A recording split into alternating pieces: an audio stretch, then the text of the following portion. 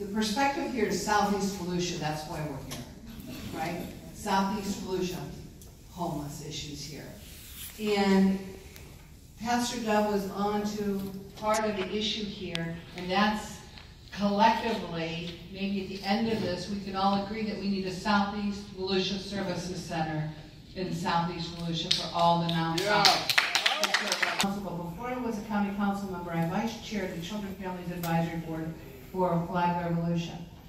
The question I always had as a voting member on where the county spent the monies for all of our nonprofits, because we're the biggest funder, is show me your zip codes. They use our zip codes, the 32168, the Edgewater zip codes, the Oak Hill zip codes, to fund the programs and say they're servicing. And they do, but when you're only domiciled in Daytona, how do I get a single mom or senior citizen, especially if they're the working poor, which is, we want to keep them working, we come back behind them with wraparound services, that's another whole issue. But how do you get them in a work day when the services center is only open 9 to 5 or 8 to 5 in Daytona? And by the time mom or dad, single parent, double parents, whomever gets off work, the agency's already closed. So to me, it's all about, I hate to say it, but it's all about money and resources. And this side of the county is always left out. And that's not fair. And so what I'm saying to Stuart Marsman, what I'm saying to the Homeless Coalition, what I'm saying to our beautiful county commissioner, to the mayor, everybody, the funding needs to come this way. New Smyrna Beach is not left out. It is included, and we advocate all the time for that to happen. One of the things I'd like to see with the outreach workers that identify those people is that they link them to record housing in some way, shape, or form and get them housed so that we can start moving forward in that area and show that this type of coordinated entry system actually works for every area in Volusia and Flagler counties. The HMIS system, as I know it, and I've said this, I say it all the time, is labor intensive. And for a small organization, it requires a person who is well trained in it, because if you make a mistake, it's hard to correct it. And it's a very necessary system. Your team is great, but your team doesn't work in our office. And so on a day-to-day, when we're trying to do all the other things that we have to do, there's a time constraint in terms of what is required. And it makes it very difficult for small organizations to meet all the requirements that HMIS requires. And I understand that those are HUD requirements. I understand all of that.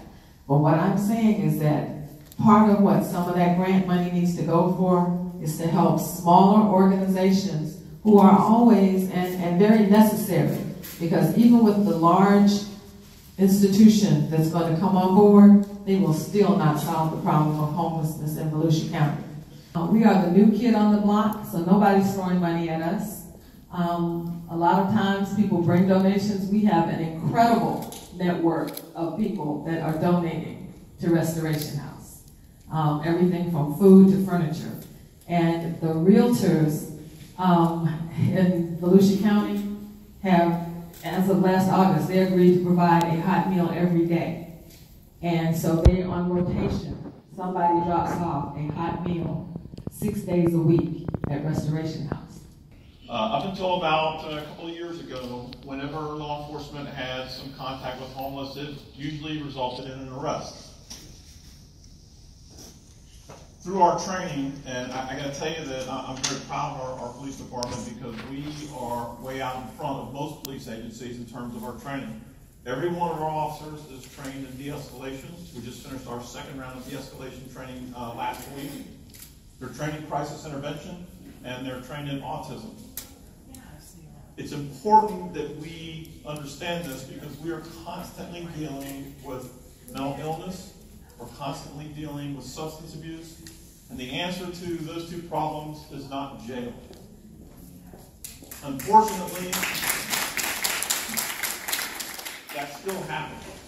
Okay? I'm not going to stand up here and tell you we don't put people in jail for committing crime and even in some cases minor crimes when it's chronic. But our officers understand that no matter, even if we take that enforcement action, that their responsibility is to offer services to every person they come into contact with. Folks, I know that there's some good agencies out here doing a lot of good work, but as was mentioned earlier, is that, you know, a lot of those are 8 to 4, Monday through Friday, or this agency isn't open on Sunday or anything. We're open 24/7. We're open at 2 o'clock in the morning when homeless people are in crisis, or we've got a problem here, a problem there. We're the only ones out there dealing with this. So we have to be a good partner.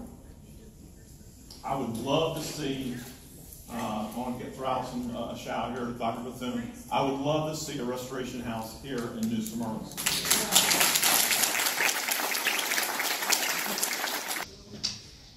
Chief, yourself, myself, City Manager, Reverend Doug, we had a meeting a couple of weeks back prior to when we determined to have this summit and how we're going to have the various committees to deal with the issues that are coming out of the west side.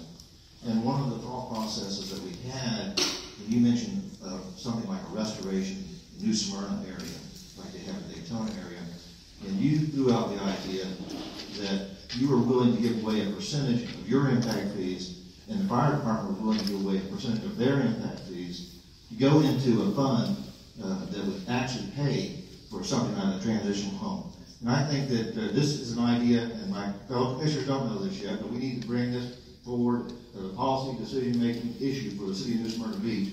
Determine if one is legal, if our legal department allows us to do that, and two, to let everybody know we're not raising the impact fees, we're just taking a portion of the impact fees away from two departments and transitioning those into transitional homes. One, police chief is on board with it, and I know so is the fire department, because this helps them. It helps them cut down on the issues that the chief has already been mentioning. If we can find these transitional homes, and we can afford to have a cash stream to pay for it. As many of y'all know, New Smyrna Beach is a very growing community.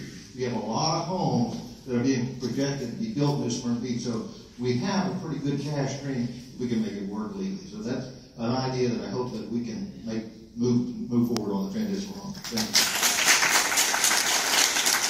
Refer, because one of the worst problems is when people show up and they have a crisis and a need, and it's on your mind right there in front of you, but it's 4:30 on Friday afternoon, and there's nowhere to go. If I wouldn't have had the opportunities that were given to me because of the New Smyrna Beach Housing Authority, and the ability to still be a mother to my children, and be able to get involved in something greater than myself, I wouldn't have had that opportunity. My life has gotten better each and every day. One day at a time, my life has gotten better. Last year, I was able to purchase my home. So the home that I got through the Section 8 program, I now own.